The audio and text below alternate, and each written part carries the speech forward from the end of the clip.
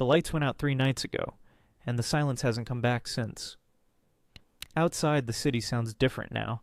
No traffic hum, just the distant crack of something breaking, a siren that never gets closer, and that low, animal murmur of too many people suddenly realizing the vending machine called civilization has stopped taking coins.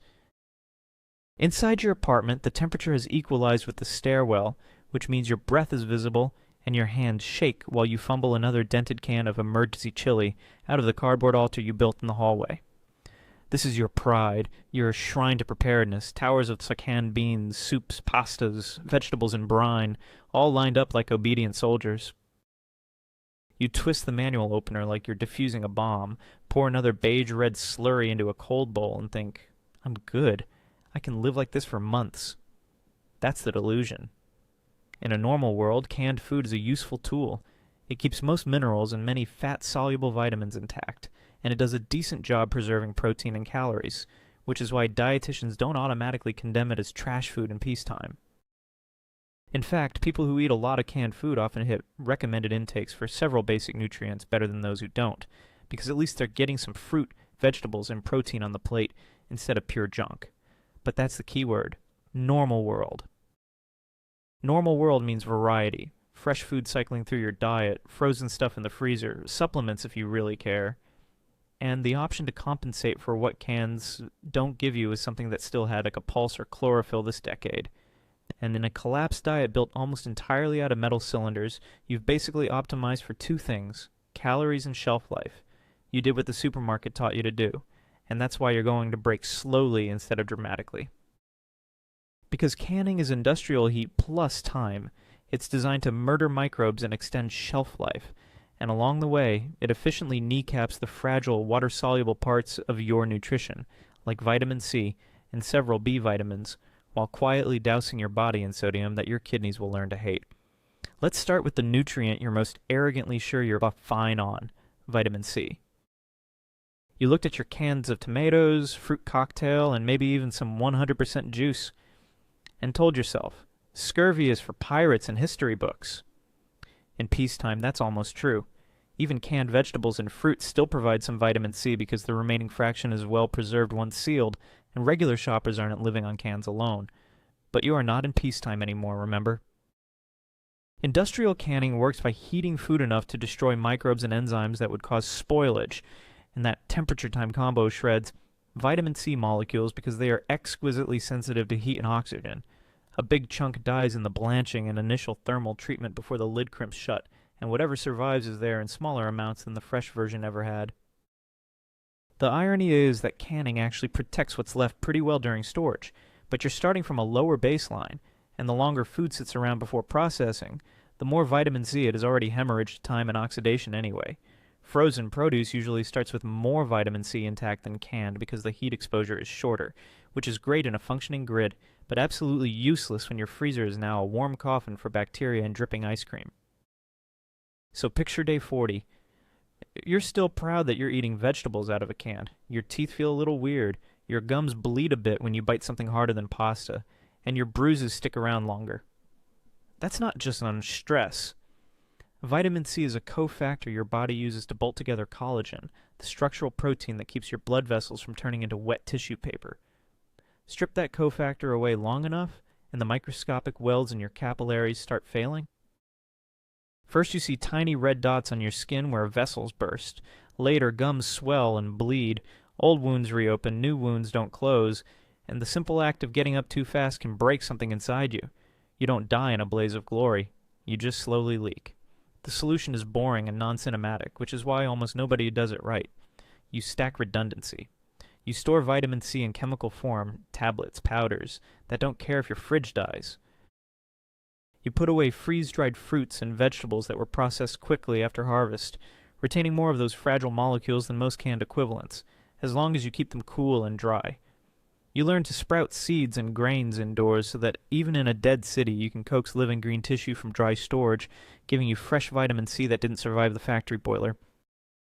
Your food storage stops being a static museum of steel and starts being a system that can regenerate nutrients. Your cans burned away months or years before you ever opened them. That's the reality check. Now shift to the quiet killers that don't leave obvious pirate movie symptoms, the B vitamins. Your current philosophy is simple. Calories equal survival. I've got beans, pasta, and canned meat, so I'm good. You've reduced human physiology to a cheap video game HUD. A single bar marked energy. In that cartoon world, 2,000 calories of canned chili and white rice is the same as 2,000 calories of a balanced diet.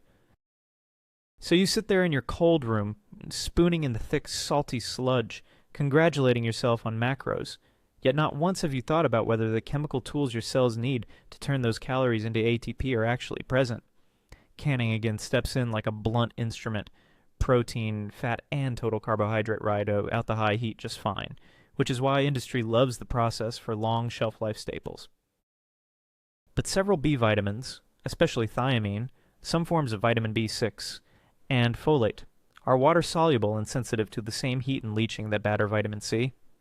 They can be lost during blanching, cooking in water, and storage before the can is even sealed, leaving you with fewer of the molecular co-drivers your enzymes rely on to strip energy from the food you hoarded. Studies that look at people eating canned food in normal life don't show obvious deficiencies because those people still mix in fresh and frozen foods, grains, and fortified products, so the gaps get patched without them even trying. That safety net vaporizes when you tell yourself, I can live on this pallet of bargain cans for a year. Day 60. You wake up feeling like you didn't sleep. Your heart rate flutters when you stand. Walking up a flight of stairs feels like you're wading through syrup. Your brain becomes a fog machine. You forget simple tasks, can't string thoughts together, and your hands occasionally tingle like they've fallen asleep. That's what it looks like when the biochemical assembly lines that turn food into usable ATP are missing their vitamin cofactors. Thiamine-dependent enzymes in your carbohydrate metabolism slow down. Neurons that demand a constant, clean energy supply start malfunctioning, and parts of your nervous system begin to misfire. You don't notice the enzyme kinetics falling apart. You just notice that everything feels heavier and dumber. Keep pushing on a B vitamin poor canned diet long enough, especially under stress and hard work, and you drift toward nerve damage, weakness, and in the worst cases, heart failure and neurological breakdown that nobody in your little bunker will correctly diagnose. The solution isn't sexy, but it's brutally effective. You treat B vitamins as critical infrastructure, not background noise. That means storing whole grains and legumes in low oxygen, low moisture conditions so they retain their natural B vitamins, instead of only relying on refined canned carbs that already took a heat beating. It means stocking fortified staples and actual vitamin supplements as deliberately as you hoard ammunition. It means putting nutritional yeast or other concentrated B sources in your stockpile so that when your metabolism is chewing through calories under cold, stress, and physical labor, you can actually supply the coenzymes that keep the machine from seizing. You don't wait until your hands shake, and your heart stutters to research this later. You solve it before the grid dies or you pay for it after. Then there's the category you probably wrote off with a smug shrug. I've got oil. I've got fat. Done. You bought a few giant plastic jugs of cheap vegetable oil and maybe some peanut butter, looked at the calories per gram, and thought you were being clever. On paper, yes, fat is dense energy, and canning usually doesn't destroy fats the way it does fragile vitamins. Most of the triglycerides and fat-soluble vitamins A, D, E, and K in foods that start out rich in them remain relatively stable through the canning process and subsequent storage, compared with fresh produce slowly rotting in your fridge. The problem is that having fat is not the same as having the right fats. Your brain, your cell membranes, your inflammatory pathways, your heart's electrical stability, they all depend on specific fatty acids, especially long-chain omega-3s like EPA and DHA, that most of your cheap canned comfort foods do not provide in meaningful amounts. Meanwhile, those plastic jugs of oil sitting in a warm closet undergo slow oxidation. Oxygen sneaks into the headspace and reacts with unsaturated bonds in the fatty acids, turning them into peroxides and a whole cascade of rancid breakdown products. You can't see the chain reactions. You just smell the paint thinner tang months later and pretend it still looks fine. So imagine day 120. You've been eating mostly canned meat, beans, pasta, and that slowly oxidizing oil. No fresh fish, no real nuts in quantity. Certainly no steady supply of cold-stored omega-3 rich foods. Your body still has to build and repair cell membranes, especially in your nervous system, so it uses whatever is on the shelf.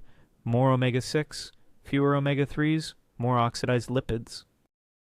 Over time, your inflammatory balance tilts, your mood worsens, your stress response becomes more brittle, and your cardiovascular risk quietly climbs, even as you pat yourself on the back for eating enough calories. In parallel, let's talk about vitamin K. Not the K1 you'll get from some of those canned greens, but K2, which is more abundant in fermented animal products and certain bacteria-rich foods. It helps direct calcium into bones and away from arteries. Your bunker diet of random canned vegetables and meats with no fermented cheeses, no natto, no carefully chosen high K2 foods gradually sets you up for more calcification in the wrong places over the long term, even as you imagine you're saving your body by surviving the collapse. The rational fix looks nothing like your Instagram prepper pantry. You deliberately stock canned fatty fish, sardines, mackerel, salmon, because those actually bring real omega-3s to the table and hold on to them well through canning and storage. You rotate smaller, sealed containers of higher quality oils, protected from heat and light, instead of letting a few massive jugs quietly go rancid in the dark. You include shelf-stable or long-aged cheeses and carefully chosen fermented foods that still exist outside of refrigeration, because you care about micronutrients like K2 and not just does it have calories. You stop thinking like a grocery store marketer and start thinking like a biochemist who doesn't want their own arteries to harden while they proudly count cans. By now, maybe you're starting to see the pattern. Your canned food tower is a one-dimensional answer to a multi-dimensional problem. Cans are not evil. In a normal supply chain, they're a perfectly reasonable way to get vegetables and proteins into people, often retaining plenty of minerals, fiber, and even some vitamins when processing is done near harvest. But when you elevate them from tool to total diet, all the invisible compromises in the process become structural weaknesses. Lost vitamin C and B over high heat and storage, skewed electrolytes from high sodium and relatively lower potassium, and a microbiome staring at a monotonous low-variety fiber supply while your blood pressure quietly climbs. You imagine you'll be fine because people eat canned food all the time, conveniently ignoring that those people also eat fresh produce, frozen foods, and non-canned staples, and that public health guidelines scream about sodium overload for a reason. So picture yourself on day 200. You're not dead. That's the cruel part. You're alive enough to feel every failure. Your joints ache because your connective tissue has been shortchanged on the micronutrients it needs to repair under chronic stress. Your heart pounds against a vascular system marinated in salt from years of high-sodium canned products with nothing to counterbalance them, while your potassium and magnesium intake from fresh sources has been abysmal. Your gut microbiome, which should be a dense, noisy city of microbes breaking down diverse fibers and plant chemicals, has been living in a nutritional ghost town for months. Less diversity in what you eat means less diversity in who survives inside you, and that echoes out into immunity, mood, and inflammation. The horror isn't a Hollywood jump scare. It's the realization that you did this to yourself with a shopping cart and a fantasy. The solution is to treat your stockpile like a life support system, not a budget cosplay of a wartime ration depot. You design it to cover the 7 long-term nutrients your cans underdeliver. You layer in chemical forms, supplements, biological forms, sprouts, ferments, freeze-dried foods, and intelligent choices of which cans actually earn their place instead of grabbing the saltiest, cheapest garbage in bulk. You stop being impressed by how high your canned pyramid stands and start asking what's missing at the molecular level. That is your reality check, and this is only the beginning. Now let's look at the invisible chemical war you are waging against your own heart. The potassium-sodium ratio. The delusion is widespread and fatal. You look at the nutrition label on a can of beef stew, see sodium 45% DV, and think, okay, I'll just drink more water. I'm tough. Salt is an electrolyte, right? Plants crave electrolytes. You treat sodium like a binary switch. Too much is bad, just enough is good. You're ignoring the biological reality that your cells are essentially tiny batteries powered by a voltage gradient maintained by sodium outside and potassium inside. In the wild, or even in a healthy modern diet with fresh vegetables, fruits, and tubers, you get a flood of potassium to counterbalance the sodium. But in your canned apocalypse, that balance is inverted violently. Canning requires salt, lots of it, for preservation and flavor masking. Meanwhile, the potassium-rich fluids in vegetables often leach out into the canning liquid, which you dump down the drain because it tastes like tinny despair. Let's talk about the physics of the sodium-potassium pump. This is an enzyme, Na+O-Ketoacidosis der Apis, in your cell membranes that burns a massive chunk of your daily caloric energy just to pump sodium out and drag potassium in. It creates the electrical potential that allows your nerves to fire and your muscles to contract. When you flood your system with the massive sodium loads from canned spam, soup, and vegetables, and simultaneously cut off the fresh potassium supply from bananas, potatoes, and avocados, you force this pump to work against a tidal wave. Your kidneys, the unsung heroes of your survival, go into panic mode to excrete the excess sodium, but they need water to do it. You aren't just thirsty. You're biochemically stripping water from your tissues to solvent drag sodium out of your blood. This raises blood volume and pressure, hammering the delicate filtration units in your kidneys, glomeruli, and stiffening your arterial walls. Imagine it's day 95. You aren't sick yet, but you have a persistent dull headache behind your eyes. Your rings are tight on your fingers. Edema. You get winded carrying a bucket of water up one flight of stairs. Why? Because your heart is pushing against a vascular system that is clamped down to manage the pressure, and your electrolyte gradients are so skewed that your muscle contractions are inefficient. You are basically turning yourself into a walking pickle. If you have any pre-existing weakness, borderline hypertension, mild kidney issues, this diet isn't sustaining you. It is actively accelerating your decline into a stroke or renal failure in a world where dialysis machines are just expensive paperweights. The horror is a stroke in the dark. You wake up, try to speak, and only slurred garbage comes out. One side of your body is heavy, useless meat. You are fully conscious, staring at the ceiling of your bunker, realizing that your survival food just blew out a vessel in your brain because you ignored the ratio. You didn't die of starvation. You died of chemistry. The solution requires active intervention. You must treat sodium like a toxin you manage, not a flavor enhancer. You rinse every canned vegetable and bean aggressively, which can reduce sodium by up to 40%, though you lose some soluble vitamins, a trade-off you have to calculate. But more importantly, you stockpile potassium sources that don't rot. Low-sodium salt substitutes, potassium chloride, are dangerous if overdosed but life-saving in small controlled amounts to balance the ratio. You store dried potato flakes, dried fruits, apricots, raisins, and tomato powder, which retain high potassium density. You learn to identify and forage wild greens, dandelion, nettle if safe, as they are potassium bombs compared to your sad can of green beans. You don't just eat salt. You engineer your electrolyte balance. Next, let's address the death of your internal ecosystem, the microbiome and the dead food problem. The delusion here is thinking that calories in, poop out is the whole story. You think your stomach is just a fuel tank. You dump in processed, sterile, soft mush from a can, and you expect your digestion to work perfectly forever. You forget that you are a host to trillions of bacteria that actually do the heavy lifting of digestion, immune modulation, and even neurotransmitter production. Canned food is, by definition, sterile. It has been autoclaved. It contains zero living enzymatic activity, and often a very modified fiber structure compared to raw or lightly cooked food. The science of gut extinction. Your gut bacteria thrive on diverse fermentable fibers, prebiotics. When you switch to a diet of refined white rice, canned meats, and soft, overcooked canned vegetables, you starve the beneficial species, like bifidobacteria and lactobacillus, and select for a hardier, nastier crowd that thrives on bile and mucus. Yes, mucus. If you don't feed your gut bacteria fiber, they start eating the mucin layer that protects your gut lining from your own stomach acid and pathogens. This is called mucin foraging.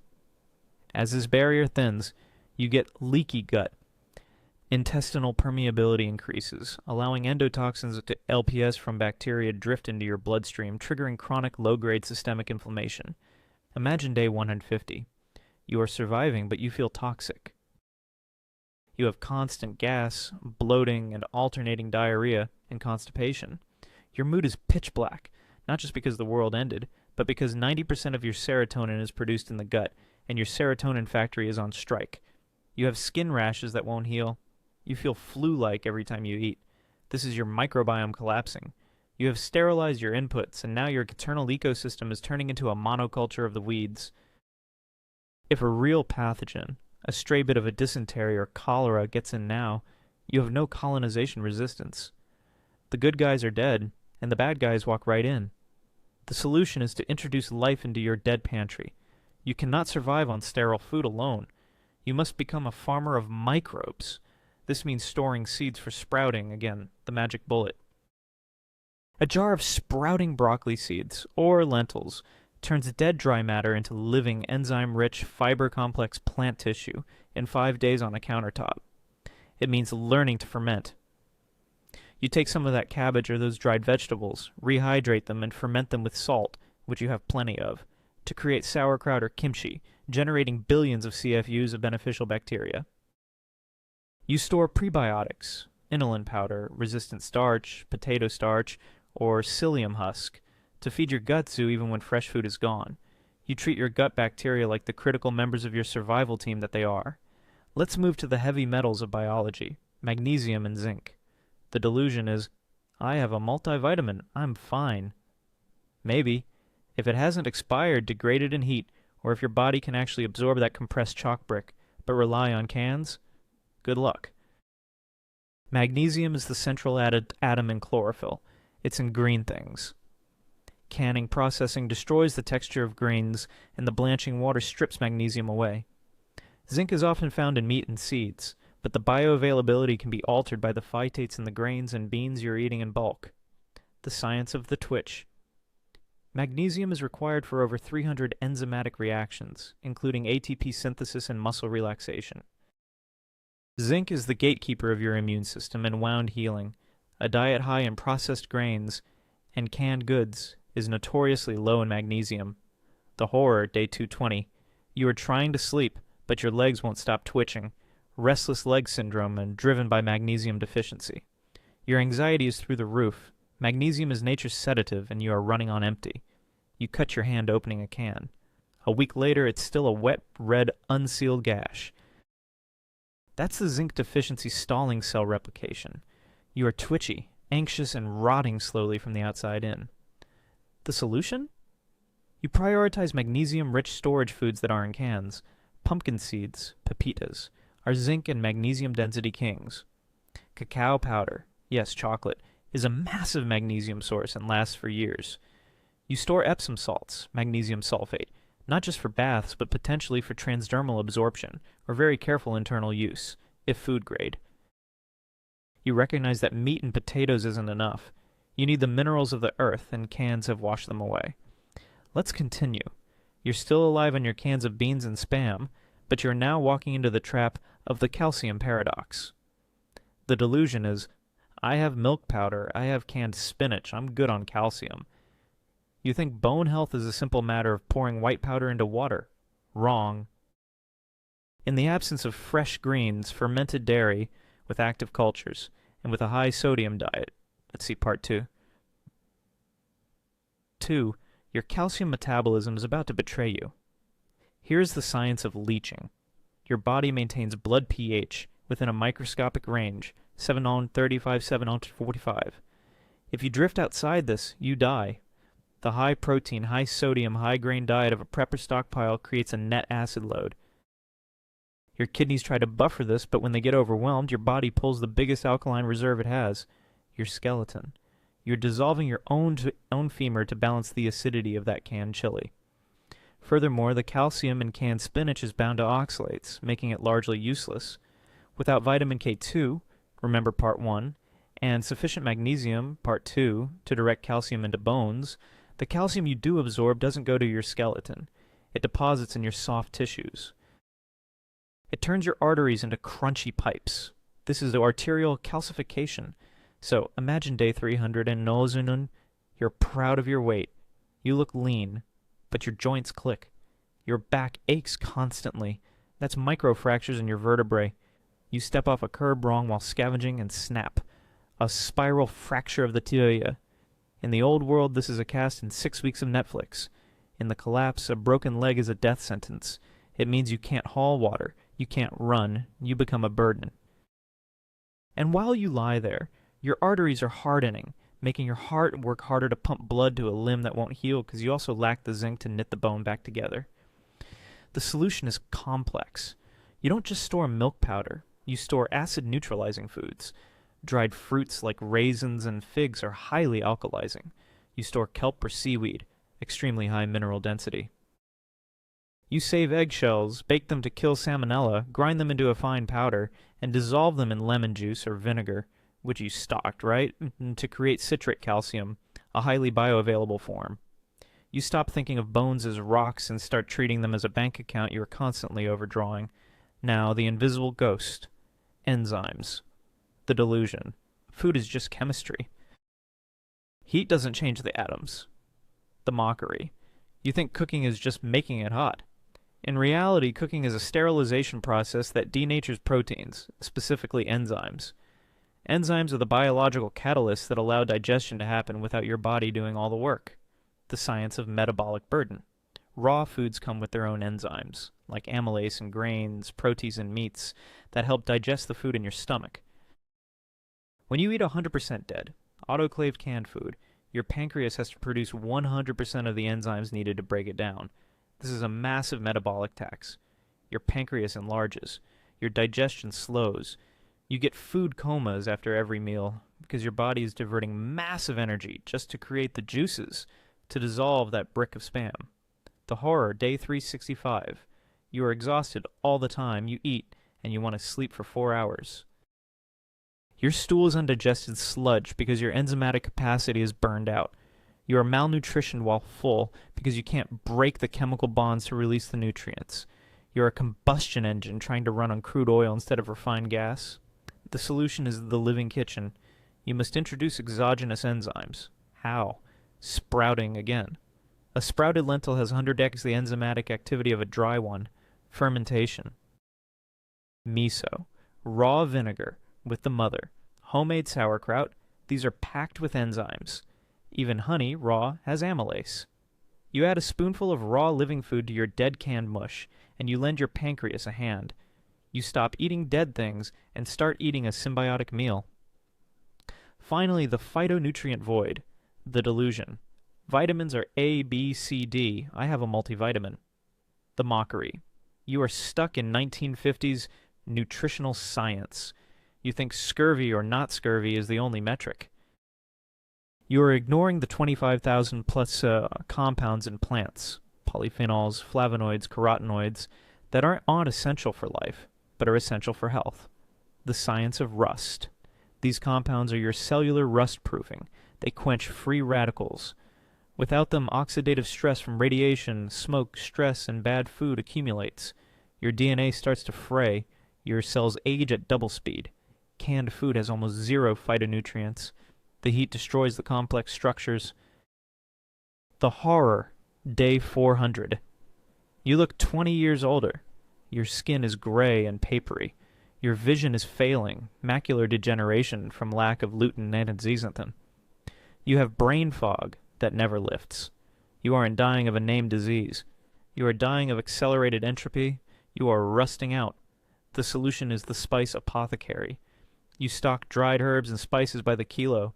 Turmeric, oregano, cinnamon, cloves, dried berries, bilberries, elderberries. These are the most density-packed sources of antioxidants on Earth. They survive drying. They don't need refrigeration. A teaspoon of oregano has as many antioxidants as a bowl of fresh salad.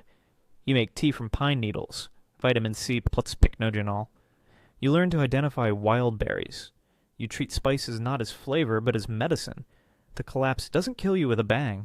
It kills you with a whimper. It kills you because you thought a can of beans was a meal when it was really just a calorie brick. You survive by becoming a biologist, a chemist, a farmer of microbes. You stop buying survival and start engineering it.